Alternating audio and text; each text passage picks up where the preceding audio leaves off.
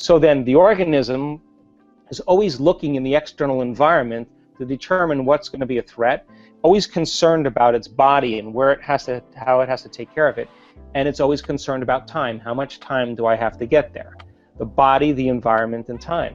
Now, when you and I live by the hormones of stress, the very fact that we're releasing all these chemicals, by paying all of our attention on the external environment, we focus on objects and things, and we believe that the outer world is more real than the inner world, and this is where we start to feel separation. Now, why do we feel separation? Because the hormones of stress cause us to begin to really begin to understand or perceive reality as a materialist, defining reality with our senses. So the atom is 99.9999999% nothing. It's energy, it's emptiness, it's open space. It's 0.0000001% particle. And when we're living by the hormones of stress, we're focusing on the particle instead of on possibility. And this is where we get in trouble, because when we get to this point and we experience that level of separation, we always try to force and control outcomes in our life because we are matter trying to change matter. In other words, when we live by the hormones of stress, we feel more like matter and less like energy because we are fundamentally functioning as a particle instead of possibility. So then people then begin to use what they know in terms of their limited resources to get what they want. They compete, they manipulate, they lie, they cheat, they steal, they do what they can to try to get ahead in their life because for the most part, they don't know that there's any other way to do it. They're functioning from a primitive nervous system. But when people begin to get beyond themselves, and we've studied the brains in the workshops that we've done, and you and I are absolutely at our best when we get beyond ourselves. The moment you become nobody, no one, no thing, nowhere, in no time, the moment you and I become pure consciousness, the moment we get beyond our identities, our bodies, our faces, our culture, our gender, our hairstyles, our wardrobes, we get beyond the things we own, the people we know, the places we lived, we get beyond our pain, our emotions, our habits. That's the moment, no longer trying to predict the familiar future based on the memory of the past. That's the moment we become pure consciousness. In other words, we become thought alone. And that's the moment the body is literally releasing energy. And we go from particle to wave, from matter to energy. And the side effect of that is our heart begins to open.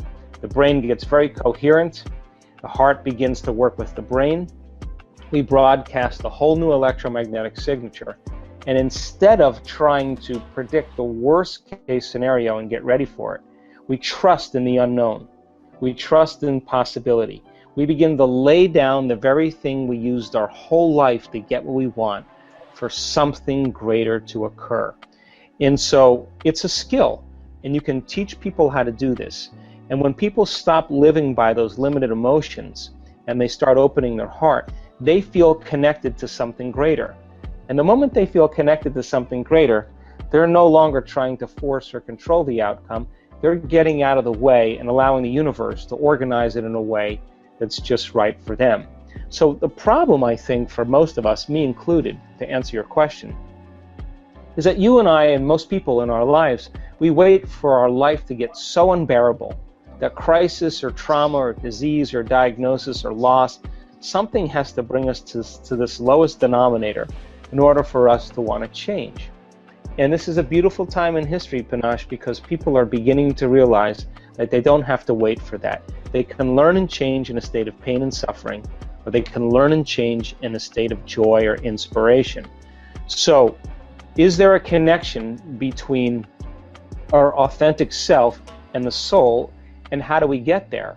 Well, I think for most of us then, we begin to, we're young and we have a lot of confusing things that happen to us in our life, and when we're young, most of our attention is on our inner world.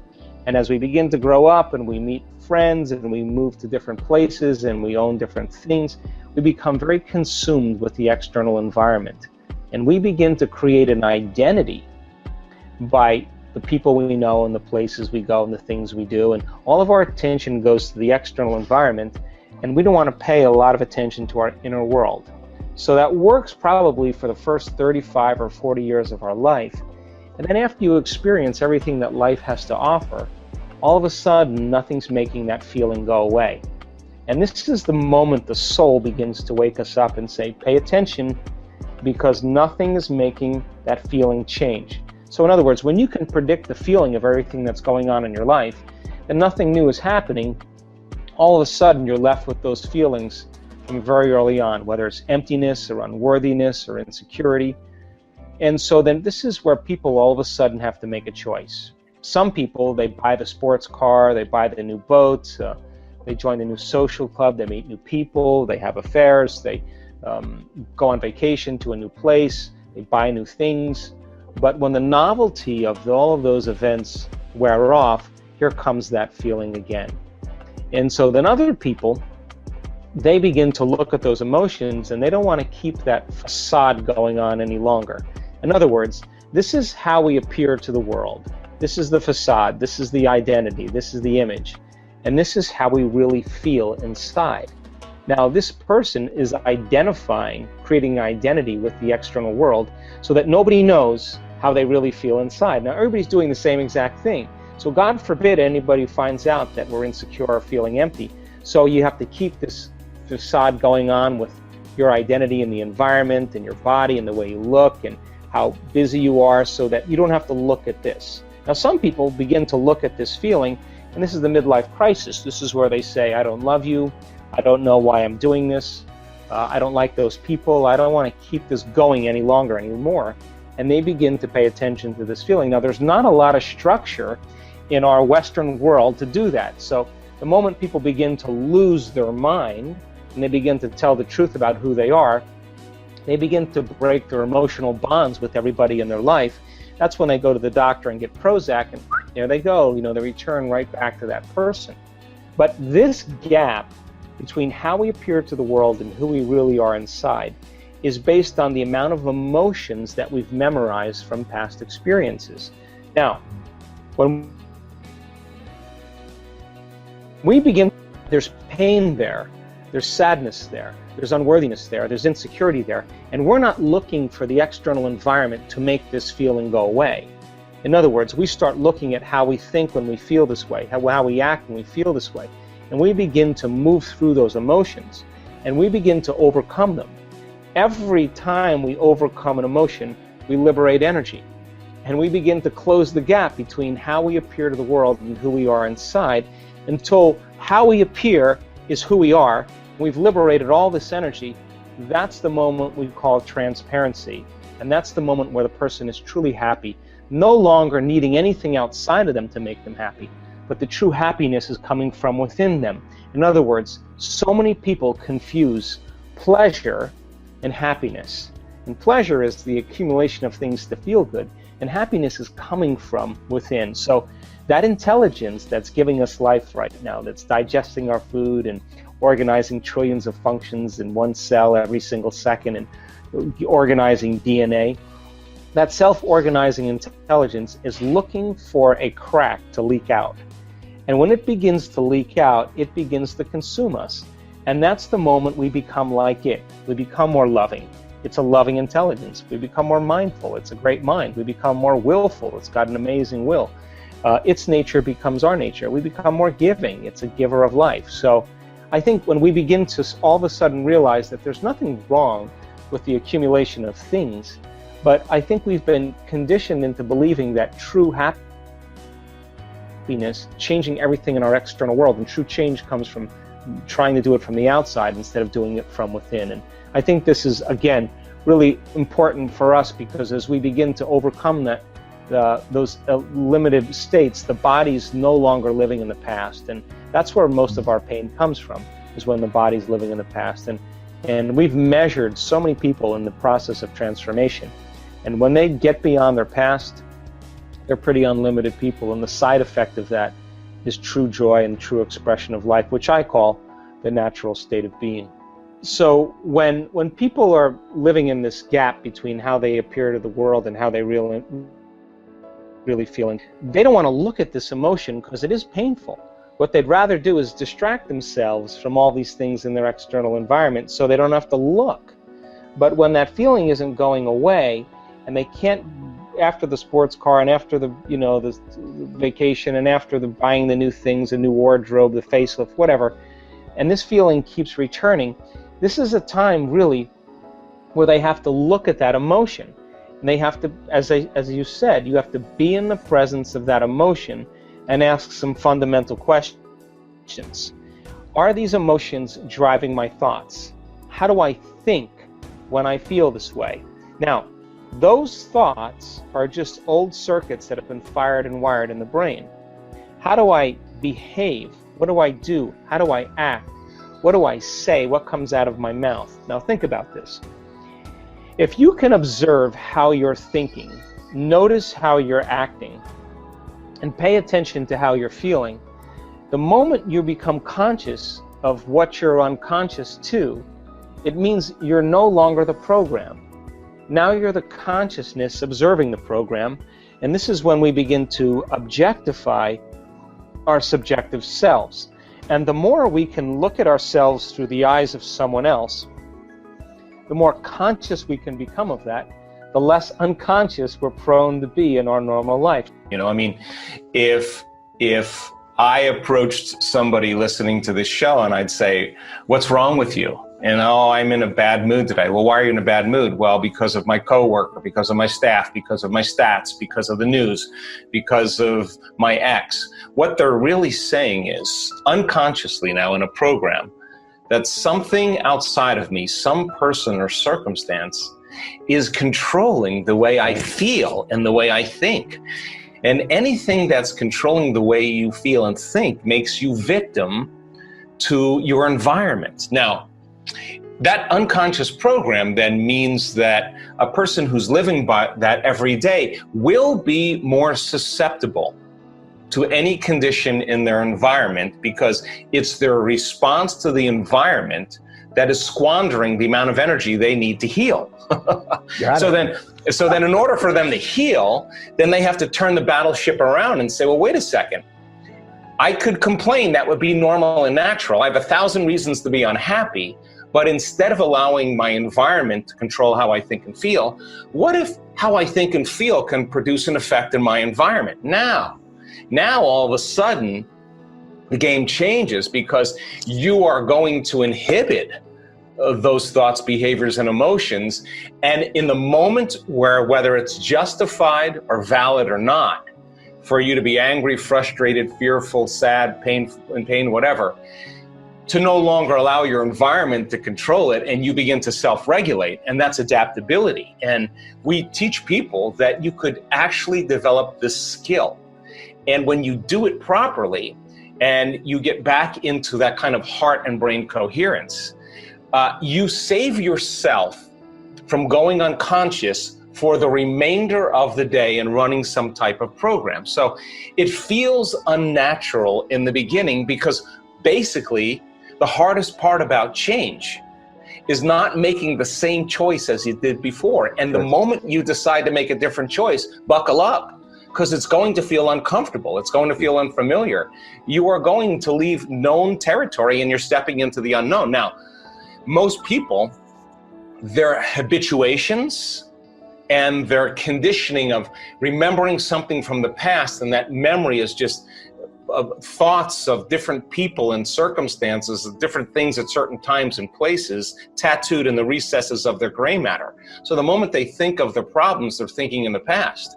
But every one of those past experiences has an emotion associated with it. So they start off in the morning thinking about their problems, and the moment they feel unhappy, now their body's in the past, because thoughts are the language of the brain and feelings are the language of the body. And it's that feeling then that drives their thoughts, that produces more of the feeling, and their state of being is literally in the past. So the moment you decide to make a different choice, you're stepping out of known territory, because that conditioning process is conditioning the body to subconsciously become the mind of that emotion. And now the body's literally in the past. So when you step out into the unknown, and now game is on, because you're going to hear the voices, and you're going to hear the chatter, and you're going to hear the sub-vocalizations for one reason. because the body emotionally is trying to convince you to think consistent with that emotion. So you make the same choice, you demonstrate the same behavior, you create the same experience to reaffirm that same emotion. Then people say, well, this feels right. No, that feels familiar. So going from the old self to the new self, there is a neurological, biological, chemical, hormonal, genetic death of the old self. And crossing that river of change from the old self to the new self is what we admire about great people, whether it's Michael Jordan or William Wallace or Mahatma Gandhi or Didi Palmer. I mean, they just took a chance in possibility. Some people would rather cling to suffering and to unhappiness than to take a chance in the unknown. So then stress then becomes the one thing that people rely on in their outer environment for an arousal. And the arousal of fear, the arousal of aggression, the arousal of anger, the arousal of pain is really taking the body's energy and mobilizing it for some threat in the outer environment, real or imagined. Well, short term, no problem there. But if you turn on the stress response and you can't turn it off, now you're headed for a disease. That's right. Because no organism can live in emergency mode for that extended period of time. So what's the side effect? From a neurological standpoint, you are going to see a lot of incoherence in the thinking neocortex. In fact, the arousal causes a person to try to predict the future based on the past. So now they're overly analytical. And our research shows when you get overly analytical, 100% of the time, you're going to make your brain worse, without a doubt. Wow. You're going to drive it further into those elevated high beta states. Same thing happens. You're sitting in traffic and you're frustrated, you're impatient, you can't run, you can't fight, you can't hide. So in a sense, biologically, you're stepping on the gas and the brake. But what happens to the heart during the sympathetic response? It's beating, but now you're not using that energy. So then the arteries of the heart constrict, and now you're pushing against the closed system, and the heart becomes incoherent, and energy literally leaves the brain and heart. And now, in a sense, the hormones of stress draw from our field of energy and turn it into chemistry. We become more matter, less energy, more particle, less wave, and now we feel separate from everyone and everything because those chemicals heighten the senses to narrow our focus on everything material. We become materialists. So then there's no time to dream in survival. Why would you dream? It's not a time to dream. It's not a time to create. So people spend 70+% of their time living in this aroused state. And so they don't believe in a new future because if they can't see it, smell it, taste it, hear it, feel it, it doesn't exist. So then suppressed neocortical function, consciousness drops right out of the thinking neocortex. And the act of slowing down your brain waves all of a sudden causes different compartments of your brain that were incoherent because the hormones of stress are saying, what about this, what about that, what about this person, what about that appointment?